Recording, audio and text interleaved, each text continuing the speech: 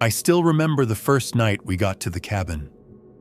My wife and I had been looking forward to a quiet winter getaway for months.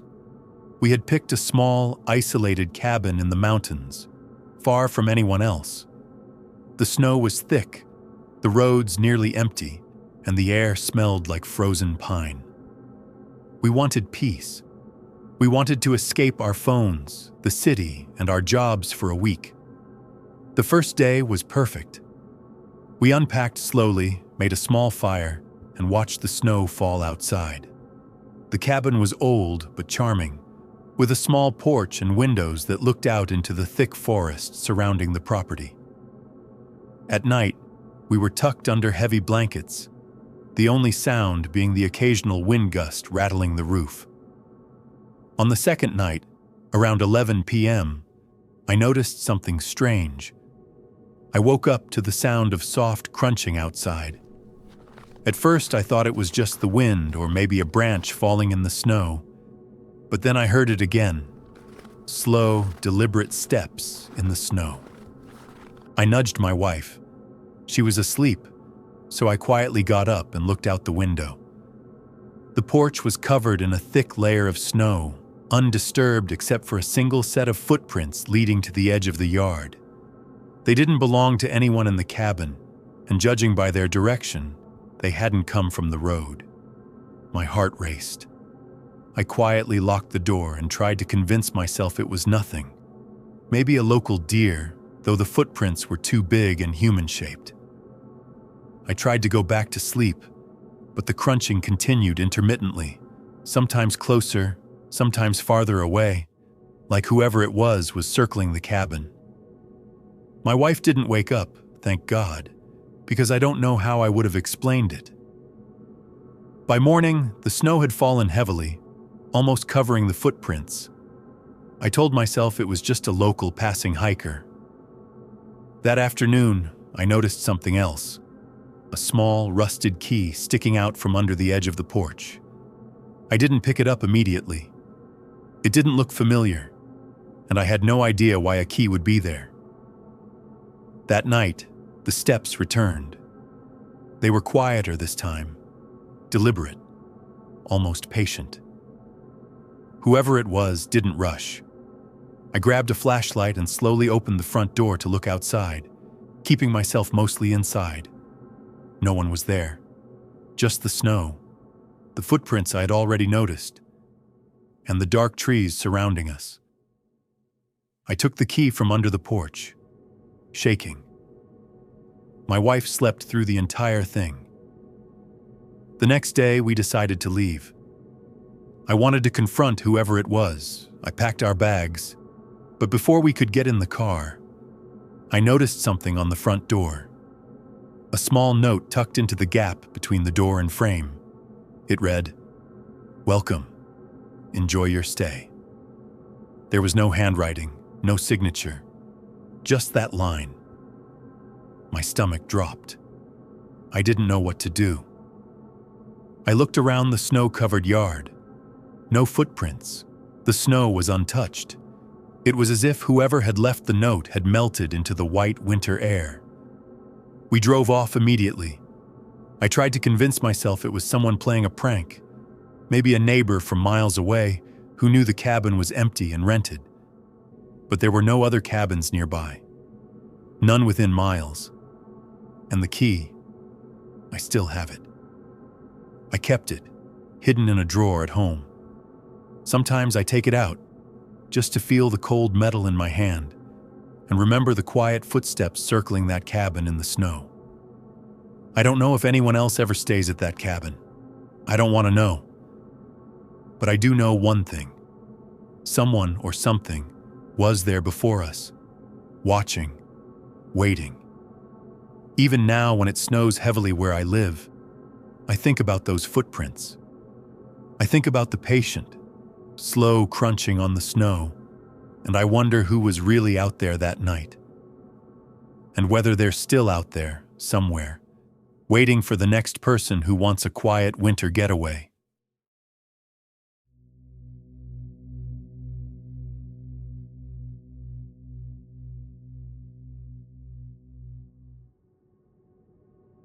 I'll never forget that trip. It was supposed to be a simple winter weekend with a few friends, a chance to escape the city and just enjoy the snow and quiet. We rented a small cabin near a frozen lake, the kind of place you see in postcards. Ice sparkling under the weak winter sun, pine trees standing like sentinels along the shore. The first day was perfect. We skied a little, hiked to the top of a nearby hill, and drank coffee by the fire. By evening, the lake looked completely frozen. We were careful not to step too far onto it, joking about old horror stories where people fell through the ice. None of us really believed in that stuff. That night, we stayed up later than usual, playing cards and telling stories.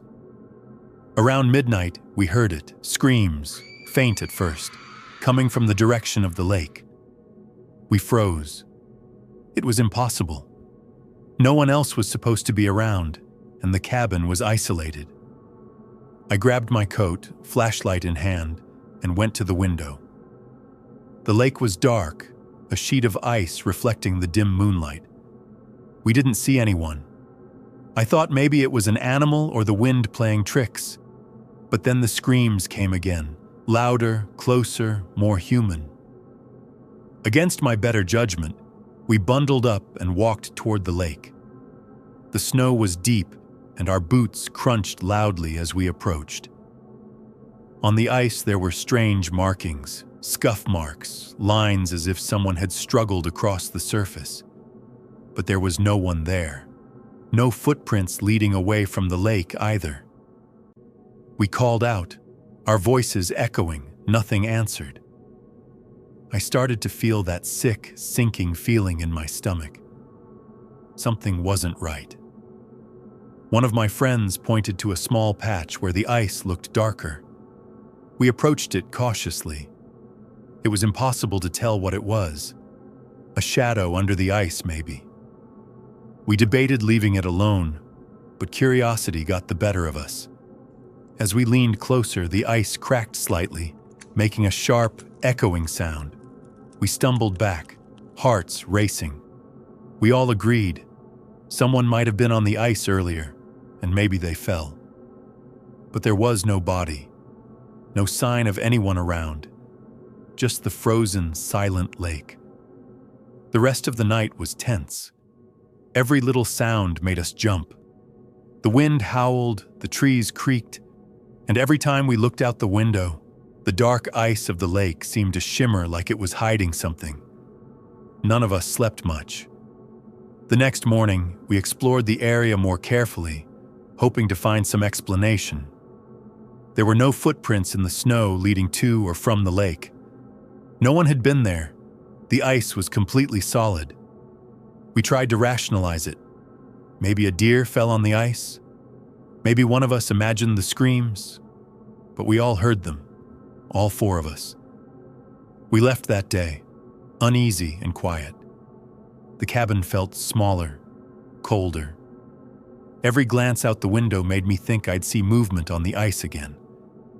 Back in the city, life went on, but I couldn't stop thinking about the lake, about the shadows under the ice, about the screams that had sounded so real. I later asked the cabin owner if anyone else had ever mentioned strange noises from the lake. He paused, then shrugged. "Some people say they hear things at night," he said. "But it's probably just the ice cracking. Nothing else has ever happened." But I know what I heard.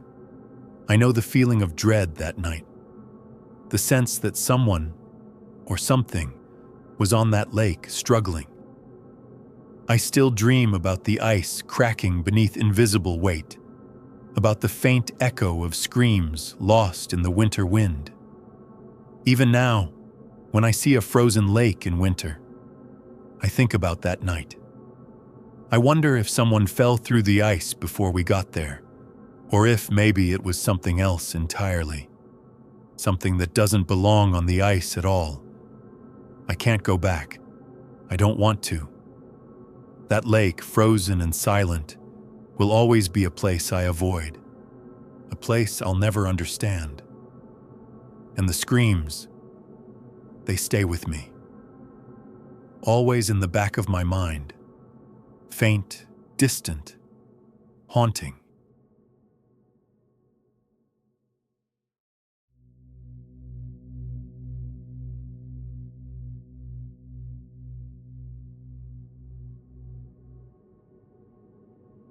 I rented the cabin thinking I'd finally have some time alone to clear my head. My life had been hectic, and I needed space. No coworkers, no friends, no distractions. It was a small, remote cabin tucked into the edge of the forest, miles from the nearest town. Perfect for solitude. The first day was peaceful.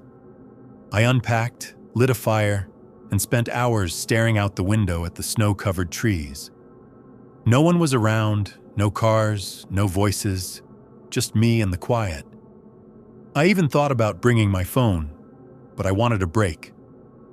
Eventually, though, I kept it on hand just in case of emergencies. That night, around 10 p.m., the phone rang. I jumped. I wasn't expecting any calls. The screen showed unknown caller. I hesitated, then answered. "Hello?" I said. No response, just silence. Then a faint click, and the line went dead. I shrugged. Probably a wrong number. An hour later, it rang again, same number. I answered, my voice shaking a little. "Hello?" Again, nothing. Then I heard it, a whisper. Faint, distant, but definitely a voice. "You're alone."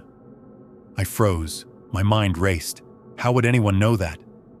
I didn't even tell anyone exactly where I was. My friends didn't know. My family didn't know. Only me. I hung up immediately and tried to convince myself it was a prank. Maybe a wrong number, someone messing with their voice. But the feeling in my chest told me otherwise. Something wasn't right. The calls kept coming. Every night, at random times. Always from the same number. Always silence at first. Then whispers. Sometimes just my name. Sometimes small details about the cabin I hadn't told anyone. The creaking floorboards, the fireplace, the keys I had left on the table. I tried to ignore it. I considered calling the police, but what could I tell them? Someone keeps calling me from an unknown number? Telling me things about the cabin I live in alone? They'd think I was crazy. One night, I decided to leave the cabin. I packed my bag and drove toward the nearest town. Halfway down the snowy road, my phone rang again, same number. I answered, desperate. "Please, just leave," I whispered. The voice came through clearly this time. Calm, cold.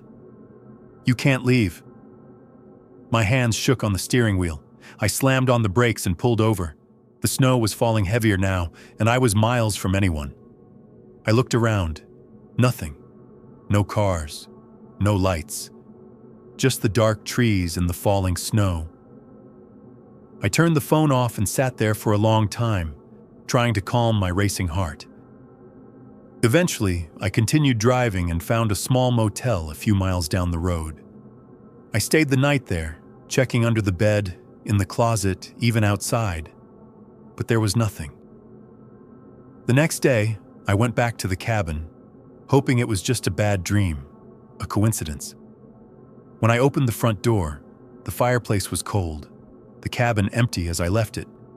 But on the table was a note, small and folded neatly. It read, "Next time, don't answer." I didn't touch it. I left immediately. I haven't returned. I haven't tried to contact anyone who might know what happened. And I haven't tried to rent another cabin near that area. Even now, months later, my phone still shows that same unknown number on my blocked list. I don't know who it was. I don't know how they knew I was alone in that cabin. Sometimes, late at night, when the wind howls or I hear the creak of a floorboard, I feel like they're still there, watching, waiting. And I wonder, if I had answered differently, maybe stayed longer, would I have ended up like one of the stories you hear about? I'll never find out. I just know that for the rest of my life I will avoid cabins in the woods, and I will never answer a call from an unknown number in the middle of the night again.